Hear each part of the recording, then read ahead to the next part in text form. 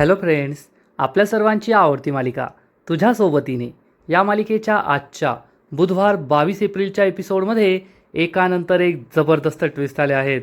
Friends, आजचा episode खूप धमाकेदार होता. मग नेमकं घडलंय तरी काय? तर सगळ्यात आधी तर मल्हारला तायडीने समजवण्याचा प्रयत्न केला की मल्हार, नुपूर तुझ्या लायकीची नाही आहे. तुझं स्टेटस कुठं, तिचं स्टेटस कुठं, तू श्रीमंत ती गरीब. आणि मग मल्हार काहीच बोलला नाही. तायडीला असं वाटलं की मल्हारला हे पटलंय आणि मल्हार नुपूरशी लग्न करणार नाही.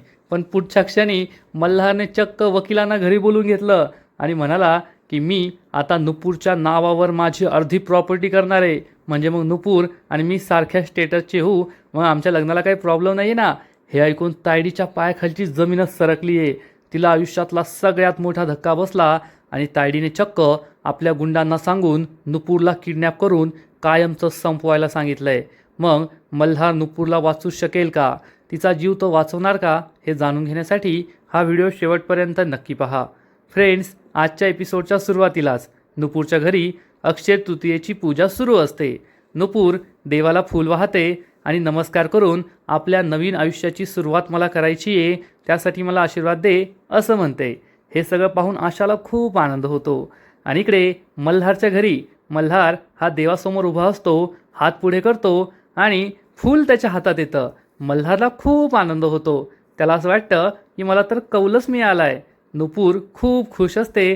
त्यामुळे आशा देवाला प्रार्थना करते, देवा, नुपूरच्या आयुष्यात कधीही न संपणारा आनंद येऊ दे. ती नेहमी खुश राहू दे. तिच्या आयुष्यात अशी व्यक्ती यायला हवी जी तिला नेहमी आनंदी ठेवेल.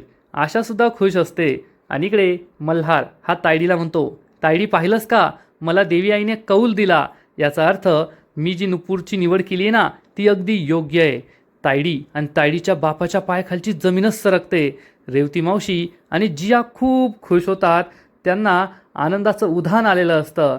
पण तायडी खूप चिडते आणि म्हणते, मल्हार आत्ताच्या आत्ता चल, मला तुझ्याशी बोलायचं आहे. मल्हार म्हणतो, हो तायडे. पण तायडी काहीच ऐकत नाही. चक्क त्याचा हात पकडते आणि त्याला जबरदस्तीने रूममध्ये घेऊन जाते.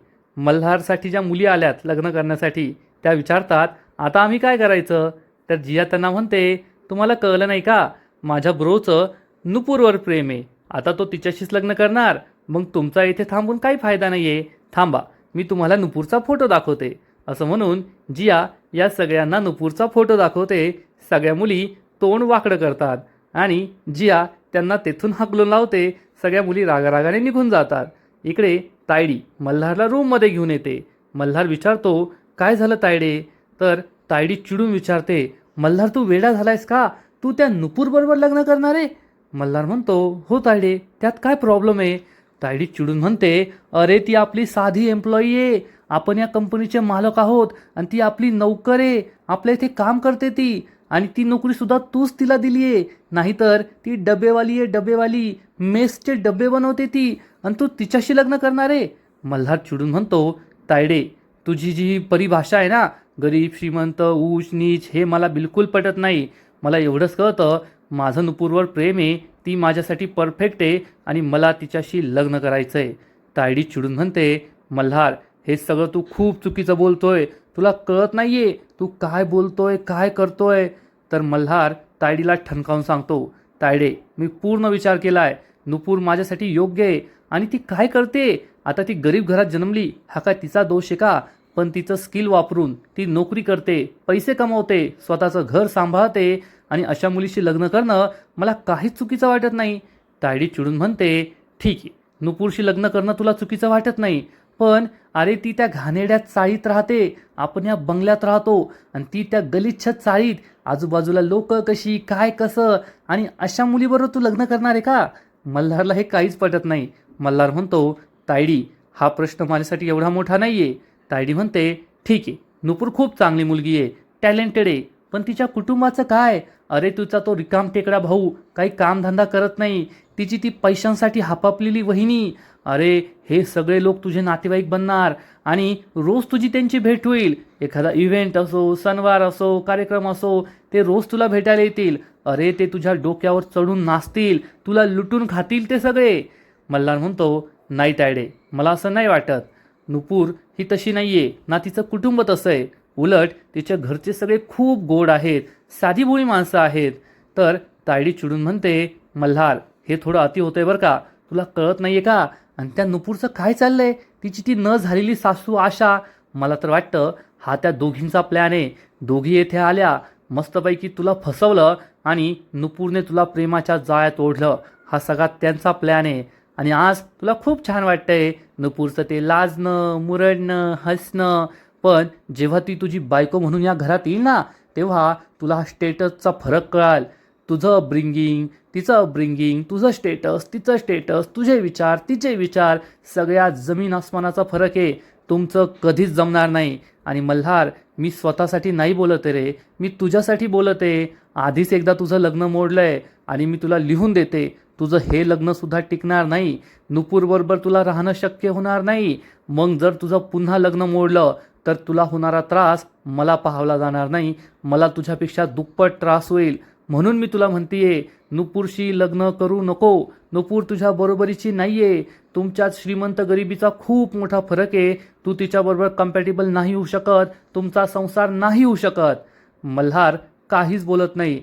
तो काहीतरी विचार करत असतो. तायडीला असं वाटतं की मल्हारला माझं म्हणणं पटतंय आणि तायडी ही मल्हारला आणखीनच कन्व्हिन्स करण्याचा प्रयत्न करते. मल्हार, तू मला सांग, जेव्हा तुझं आणि नुपूरचं लग्न होईल, नुपूर एक साधी गरीब घरातली चाळीतली मुलगी आहे. ती या घरातील तुझा पैसा, तुझी संपत्ती, तुझं फेम हे सगळं पाहून तिचे डोळे दिपतील आणि मग तिला तुझ्यापेक्षा, तुझ्यावरच्या प्रेमापेक्षा या सगळ्या गोष्टींचा उपभोग, आनंद घेण्यामध्ये मजा येईल. तुमचा संसार काही राहणारच नाही आणि तुला असं वाटेल या कोणत्या लालची मुलीशी मी लग्न केलंय. त्यामुळे मी स्वार्थी नाहीये रे, मी फक्त तुझा विचार करतीये. माझा भाऊ आहेस तू. आजपर्यंत मी तुझं कधी वाईट केलंय का? तुला काही वाईट सल्ला दिलाय का? नाही ना. मग माझं हे सुद्धा ऐकून घे. फक्त तुझा विचार करते रे मी. मल्हार हा काहीच बोलत नाही आणि तेथून निघून जातो. तायडी खूप खुश होते. तायडीला असं वाटतं की तिने जे गरिबी, श्रीमंती, स्टेटस, फेम हे सगळं दाखवलं हे मल्हारला पटतंय. आणि तायडी चिडून म्हणते, शेवटी आज पुन्हा प्रेम हरलं आणि पैसा जिंकला. मल्हारला कळलंय ती गरीब मुलगी या घरात त्याच्या आयुष्यात सूट होणार नाही. आता काय नुपूर आणि मल्हारचं लग्न होत नाही असा विचार करून तायडी चांगलीच खुश होते. तिला भलताच गहिरा आनंद झालेला असतो. आणि इकडे नुपूरच्या घरी सगळेजण मस्त श्रीखंड पुरीवर ताव मारत असतात आणि नुपूर ही अन्वयला वाढत असते. अन्वय म्हणतो, अगं बाई बस कर, अजून आधीच संपलेलं नाहीये, अजून किती जेवायला वाढते? तर आशा म्हणते, हो ना, माझं तर पोट भरलंय पण मनच भरत नाहीये, इतकी चांगली चव झालीये. आणि नुपूरचं हे कौतुक ऐकून मीनाचा चेहराच पडतो, तिचा खूप जळफळाट होतो. आणि मग नुपूर सगळ्यांना सांगते, खरंच मला आहे ना एका व्यक्तीने सांगितलं की आयुष्य खूप सुंदर आहे, ते जगायला हवं. आणि मी आता आयुष्यात जगायला सुरुवात केली आहे. आजपासून मी देवासमोर संकल्प केला आहे. हे पाहून मीना म्हणते, बाई बाई बाई, नुपूर तुला कुणी काय भेटलं की काय? तर नुपूर तिला स्पष्ट शब्दात सांगते, हो वहिनी, मला कुणीतरी भेटलंय. हे ऐकून सगळ्यांनाच धक्का बसतो. अन्वय, आशा नुपूरकडे आश्चर्याने पाहतात की नुपूर हे काय बोलतीये. तर मीनाला तर जोराचा ठसकाच लागतो आणि ती पाणी पिते. नुपूरला कुणीतरी भेटलंय आणि नुपूर हे स्पष्टपणे सांगतेय, यावर तिचा विश्वासच बसत नाही. नुपूरला आठवतं की मल्हार काय म्हणत होता. जेव्हा मल्हार रेस्टॉरंटमध्ये भेटला तेव्हा त्याने सांगितलं होतं, तुला झालेला त्रास मी सहन नाही करू शकत. नुपूरच्या चेहऱ्यावर गोड स्माईल येते. आशा, अन्वय हेच पाहत असतात आणि तेवढ्यात नुपूरला मल्हारचा कॉल येतो आणि नुपूर म्हणते, 100 वर्ष आयुष्य आहे सरांना. खरंच मी त्यांचाच विचार करत होते आणि त्यांचाच फोन आला. हे ऐकून सगळे तोंडात बोटच घालतात, कारण नुपूर ही मल्हारचा विचार करत होते असं कोणालाच माहीत नसतं. सगळेजण नुपूरकडे आश्चर्याने पाहू लागतात. नुपूर म्हणते, मी आलेच बोलून.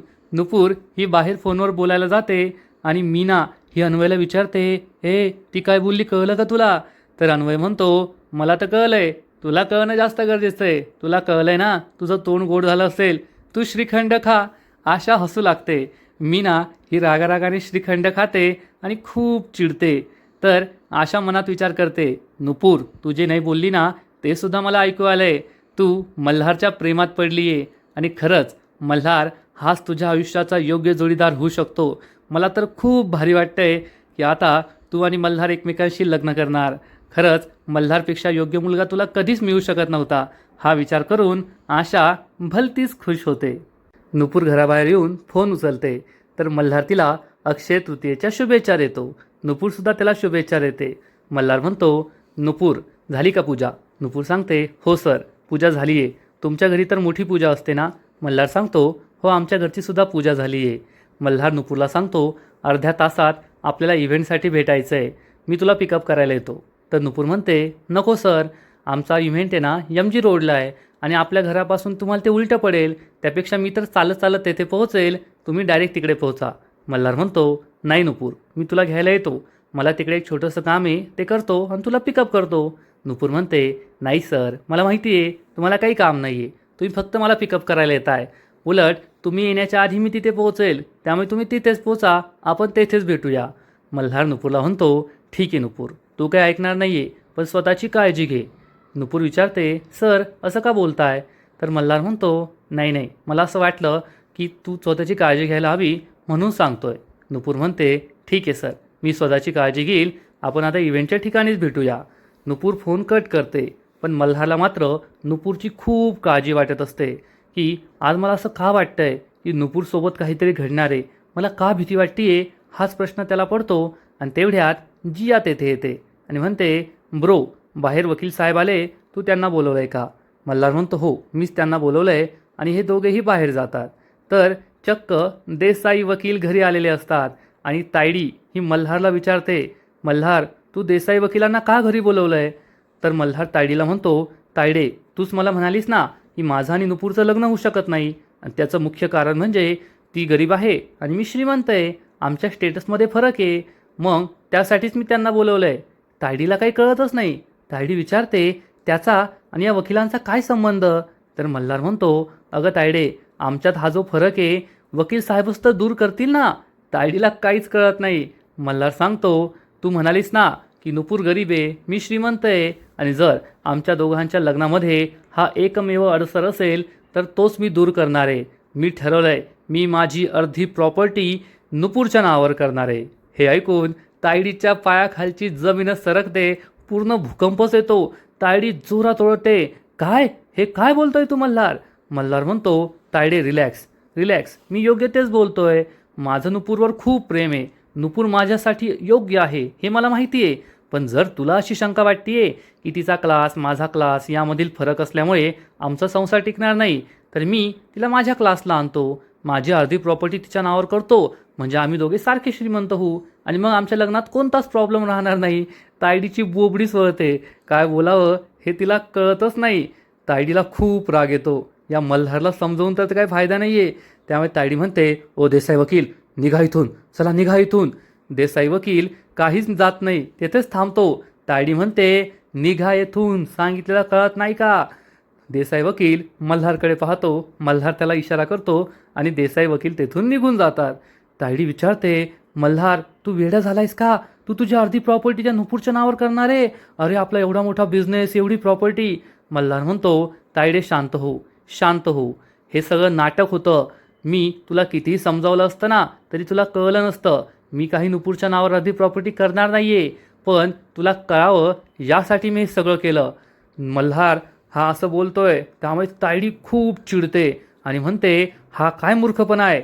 तर मल्हार म्हणतो, तायडे, तू याला मूर्खपणा समज, नाहीतर काही पण समज, पण मला नुपूरशी लग्न करायचं आहे. आणि मग तिची गरिबीची परिस्थिती, तिचे नातेवाईक, तिची आर्थिक परिस्थिती, तिचं अपब्रिंगिंग, तिचा क्लास याच्याशी मला काही देणं घेणं नाही आहे.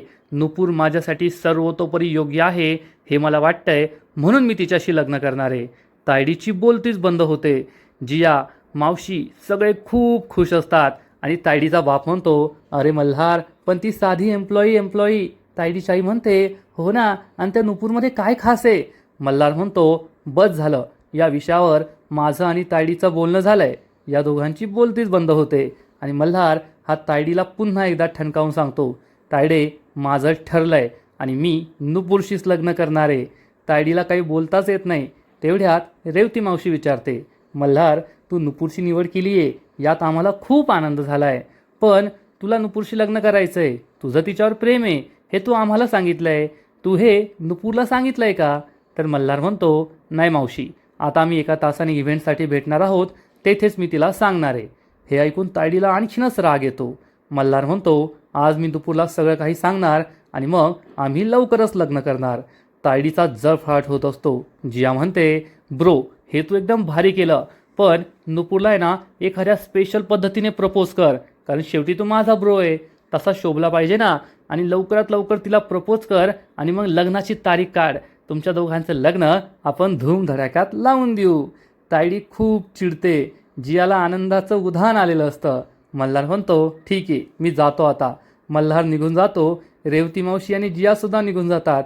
तायडीचे आईबापसुद्धा पळून जातात. तायडीचे जे एक्सप्रेशन आहे, तिच्या डोळ्यातली आग, तो राग, हे सगळं खूप भयानक आहे, यात शंका नाही. तायडी म्हणते, मल्हार आता एका तासात तू नुपूरला भेटणार आणि तिला प्रपोज करणार ना. तुम्ही दोघे इव्हेंटच्या ठिकाणी भेटणार, पण आता तुम्ही दोघे पुन्हा कधीच भेटू शकणार नाही. नुपूर इव्हेंटच्या ठिकाणी कधीच पोहोचणार नाही. तुला भेटण्याआधीच मी तिला संपवणार, असं तायडी ठरवते. आणि तिथे फ्लॉवर पॉट असतो, तो जोरात उचलून फेकून देते, नुपूर.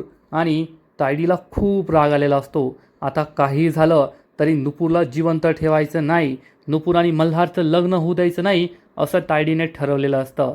आणि इकडे नुपूर आपल्या घरापासून ते इव्हेंटच्या ठिकाणी पायी पायी जात असते. परंतु रस्त्याने जात असताना सुद्धा तिला मल्हारचीच आठवण येते. मल्हार सर हे मला रेस्टॉरंटमध्ये काय बोलले होते हे तिला आठवतं. थोड्या वेळ आधी त्यांनी मला कॉल केला होता, तेव्हा ते काय बोलले हे नुपूरला आठवतं. मल्हार सरांना माझी किती काळजी वाटत होती हे आठवून ती खूप खुश होते आणि आपापल्या रस्त्याने जात असते. तर इकडे मल्हारसुद्धा त्याच्या गाडीत बसून इव्हेंटच्या ठिकाणी येत असतो आणि विचार करतो, आता मी सगळ्या घरच्यांना तर सांगितलं आहे, पण मला आता सगळ्यात आधी नुपूरला सांगावं लागेल. तिच्यापासून लपून चालणार नाही.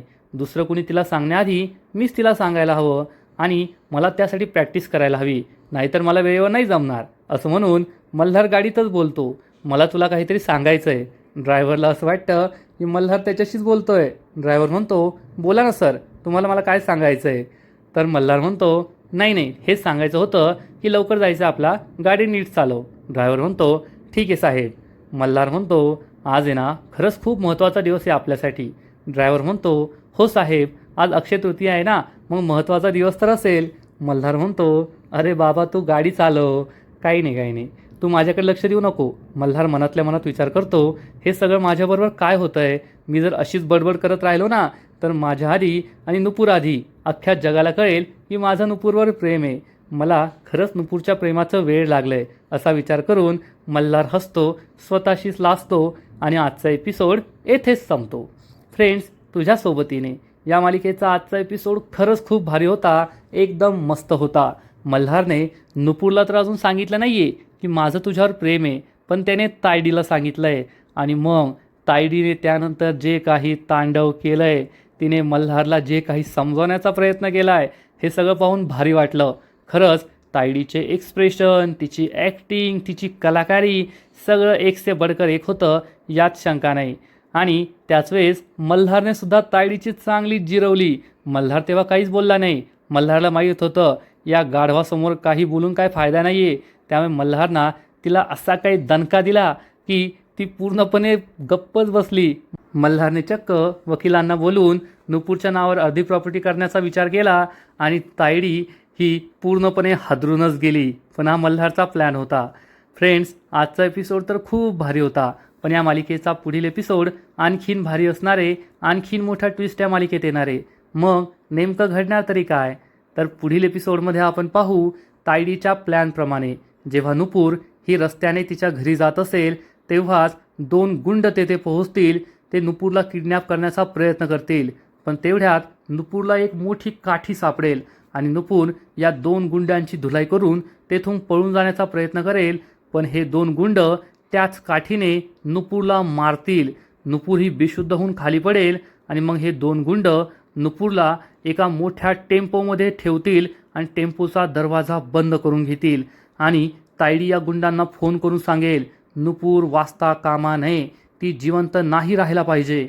आणि नुपूरला शुद्ध येईल. नुपूर या ट्रॅक्टरला जोरजोरात वाजवत असेल, पण रस्त्याने चालताना कुणीच काही ऐकणार नाही.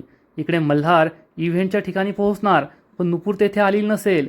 मल्हार नुपूरच्या फोनवर कॉल करेल, पण नुपूरचा फोन लागणार नाही. मग तो आशाला फोन करेल, आशा सांगेल नुपूर तर केव्हाचीच निघाली आहे, अजून ती पोहोचली नाही का. त्यामुळे मल्हारसुद्धा घाबरेल आणि मग मल्हार आणि दीप हे दोघे नुपूरची शोधाशोध करायला सगळीकडे फिरतील. रस्त्यावरील लोकांना विचारतील, तुम्हाला नुपूरसारखी मुलगी दिसली का. पण इकडे नुपूरला तायडीच्या गुंडांनी किडनॅप केलेलं असेल. त्यामुळे मल्हार खूप टेन्शनमध्ये येईल आणि मल्हार देवाला म्हणेल, परमेश्वरा, आजच मी तुझ्याकडे नुपूरला मागितलं होतं आणि आजच तिला माझ्यापासून दूर करू नको. ती ज्या कोणत्या संकटात असेल तिची सुखरूप सुटका कर, तिला वाचव. मी आयुष्यभर तुझा ऋणी राहील. म्हणजे आता मल्हारने देवाचा धावा सुरू केला आहे. तर इकडे तायडीने नुपूरला देवाकडेच पाठवण्याचं ठरवलं आहे. मग आता काय होईल, नुपूर वाचणार की तिचा जीव जाणार, हे पाहणं खूप इंटरेस्टिंग आहे. तर फ्रेंड्स, तुम्हालासुद्धा तुझ्या सोबतीने ही मालिका आवडते का, नक्कीच कमेंट करून सांगा. आणि या मालिकेचे असेच नवीन नवीन एपिसोड, नवीन नवीन अपडेट सर्वात आधी पाहण्यासाठी व्हिडिओला लाईक करा, शेअर करा, चॅनलला सबस्क्राईब करून बेल आयकॉनवर क्लिक करा. म्हणजे या मालिकेचे नवीन नवीन एपिसोड तुम्हाला सर्वात आधी पाहायला मिळतील. खूप खूप खूप धन्यवाद.